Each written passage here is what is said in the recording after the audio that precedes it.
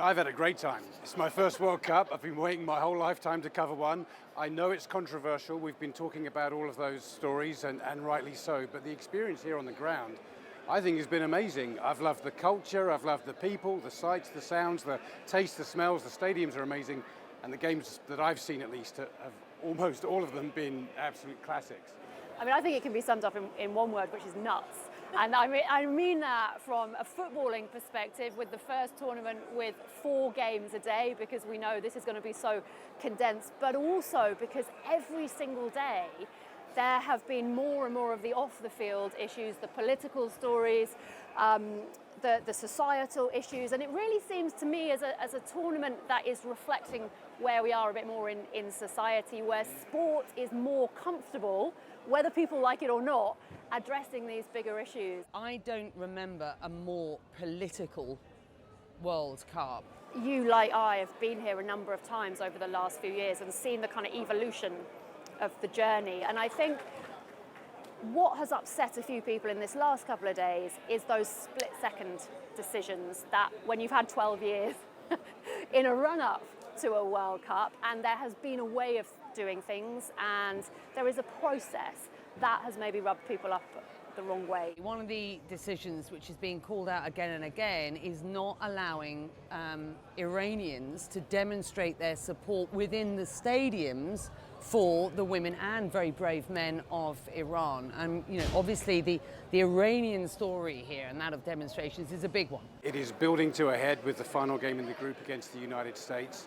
And I take my hat off to the Iranian team, because they are athletes, they play football, and whatever you think of the government or what the institution of the Iranian football team stands for, these are athletes, these are human beings who are stuck right in the middle of it. And it's not just do they think this or do they think that, but this is a life or death situation. The protesters are fighting for the future of their country, and these players are stuck right bang in the middle of it. Yeah, what a year it would be for them to get out of the group stage for the first time.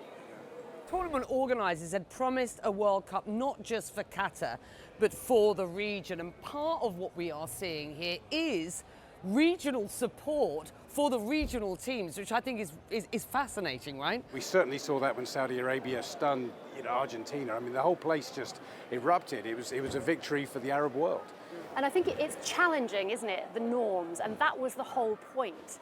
When this tournament was awarded in such controversial fashion, there were all those people who said, well, but what footballing history and culture does Qatar have?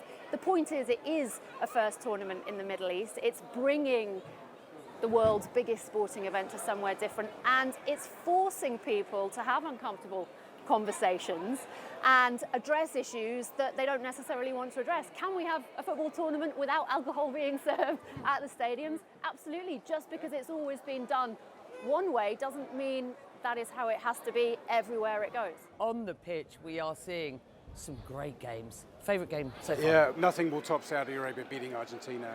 We all went excited to see Messi in his last tournament, and is he going to finally do it? And the Argentina team supposedly was set up just for him, and the Saudi Arabians just had not read that script, and with 2 extraordinary goals, knocked them off the park. I hate to make it all about Messi, but Argentina, Mexico, I'd never been to Lusail, and it really was breathtaking. It matched any stadium, any game I've been to anywhere in the world with the atmosphere, and then that moment when Messi got his goal.